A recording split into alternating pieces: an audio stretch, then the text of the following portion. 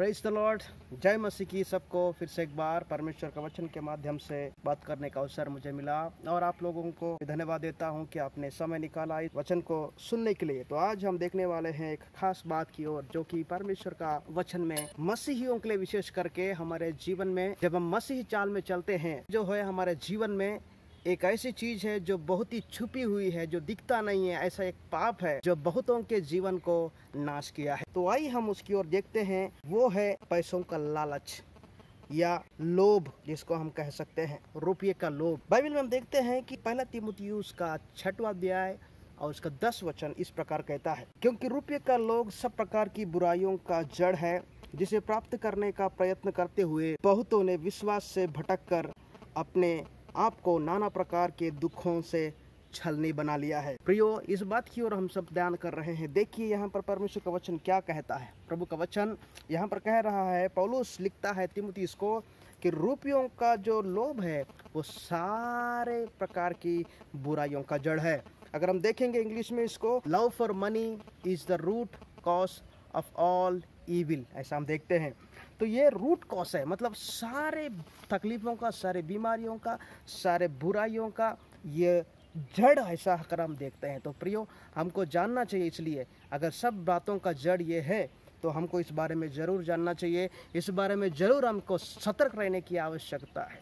आज इस समय मैं बताना चाहता हूँ, बाइबल में ऐसे 3 जगह 3 दफ़ा 3 लोगों ने, अगर हम देखेंगे कैसे इस पाप के शिकार हो गए और उनके जीवन में किस तरह परमेश्वर से वो दूर हो गए, खुद तो दूर हो गए, साथ ही साथ वे दूसरों को भी नाश की ओर ढकेल दिए और एक बहुत ही बुरा नमूना दूसरों के लिए पेश किया। अगर हम देखेंगे दूसरा राजा उसका 5वां अध्याय में अगर हम देखेंगे तो हम एलीशा के बारे में पढ़ते हैं, जो कि बहुत बड़ा भविष्यवक्ता था, लेकिन उसके साथ में एक सेवक रहता था, उसका नाम था गेहजी, जो उनका सेवक था। एलीशा के बाद में गेहजी उसका उत्तरदायित्व निभाने वाला था। लेकिन हम देखते हैं कि गेहजी के जीवन में ये रुपयों का लालच आ गया था। अगर हम देखेंगे तो जब नामान जो कोढ़ी था, जिसको परमेश्वर का दास के माध्यम से चंगाई मिली थी, तो वो बहुत बड़ा धन और पैसा लेकर वो देने को आता है, एलीशा को गिफ्ट करने के लिए आता है, दान देने के लिए आता है। लेकिन एलीशा जो है बिल्कुल उसको लेना पसंद नहीं करता है और उसको वापस कर देता है। और ये बात गेहजी के मन में आता है कि किस तरह इतना सारा सामान, जेवर और इतना सारा सोना चांदी जब लेके जा रहा है, तो किस तरह मैं थोड़ा बहुत इसमें से प्राप्त कर लूँ। इस तरह का लोभ उसके अंदर आ गया। प्रियो, अगर हम देखेंगे तो वो धीरे धीरे क्या करता है, उनके पीछे पीछे चला जाता है। जाने के बाद वो झूठ बोलता है वहाँ जाकर कि मेरे स्वामी के पास कुछ मेहमान आए हैं, उनके लिए कुछ उनको देना चाहता हूँ मैं।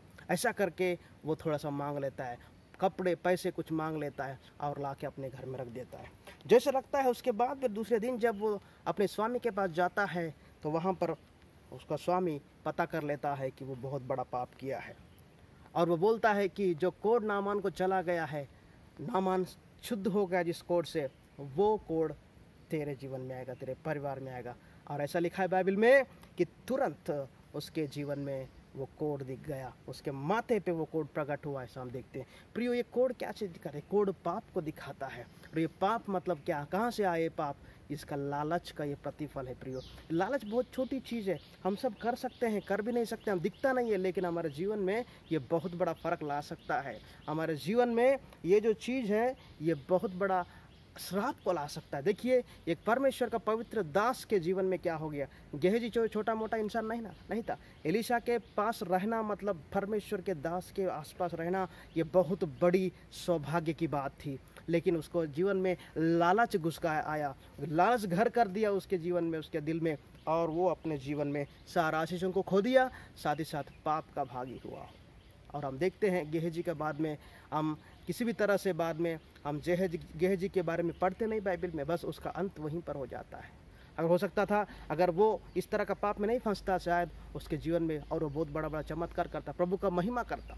लेकिन प्रियो, उसके बाद गेहजी का पूरी तरह से ज़िंदगी ख़त्म हो जाती है। इसलिए हमें सीखने की ज़रूरत है। लालच जो है बहुत बहुत खतरनाक चीज़ है, धोखादायक चीज़ है, हमारे जीवन को आत्मिक रूप से नाश कर सकता है। बहुत हमको सतर्क रहने की ज़रूरत है। दूसरी बात हम देखते हैं, ऐसा ही यहूदा इस्करियोती, ये भी कोई इंसान साधारण था। यहूदा इस्करियोती प्रभु यीशु मसीह का 12 चेलों में से एक चेला था, और ये इतनी बड़ी जिम्मेदारी थी जो प्रभु यीशु मसीह ने उसको दिया था, लेकिन उस बंदे ने इसको कभी सीरियस नहीं लिया। वो सिर्फ और सिर्फ अपने जीवन में पैसों को महत्व दिया। अगर हम देखेंगे यूहन्ना का समाचार उसका 12 अध्याय 4 से 6 में, कि वहाँ पर लिखा है कि वो व्यक्ति जो है वो क्या करता था, अपने पास पैसों की थैली रखा करता था। इसलिए बाइबल में देखते हैं कि क्योंकि वो चोर था, ऐसा लिखा है। प्रियो देखिए, लोभ जो है चोरी की ओर ले जाता है। जब कब हम लोभी बनते हैं, उसके पास खाने को नहीं था, यीशु मसीह खाने को नहीं दिया था, क्या उसके पास कपड़ों की कमी थी? ऐसा हम नहीं देखते, खाना कपड़ों की कमी नहीं थी, लोभ मेन कारण था। प्रियो हालेलुया।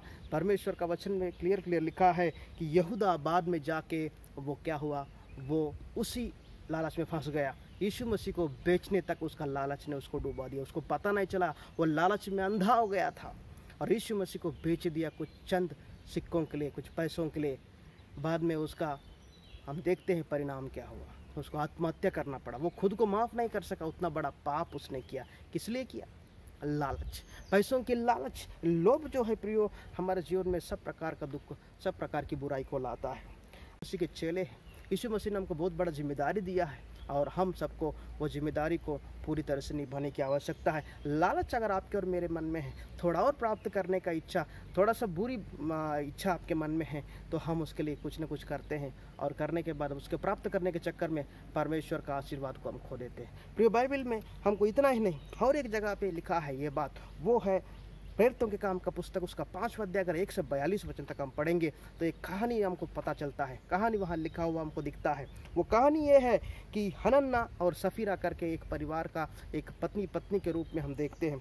हनन्ना सफीरा जो है ये सभी विश्वासियों के साथ अच्छा संगति रखने वाले थे। उन दिनों में जो था कलीसिया की ज़रूरतों को पूरा करने के लिए प्रत्येक विश्वासी अपनी अपनी ताकत से, अपनी अपनी कैपेसिटी से कुछ ला के प्रभु के चेलों के पास रखा करता था।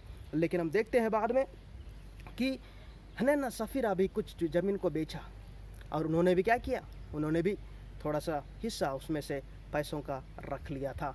और उन्होंने झूठ क्या बोला, जब लाया प्रेरितों के पास में ला के जब देर रख लिया तो उन्होंने बोला कि बस हम इतने ही पैसे में हमारी ज़मीन को बेचा।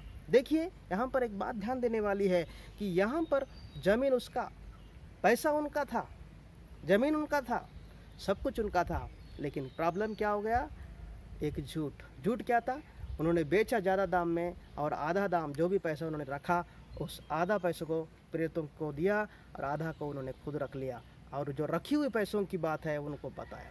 बस इतनी सी झूठ यहाँ पर हमको देखने को मिलता है।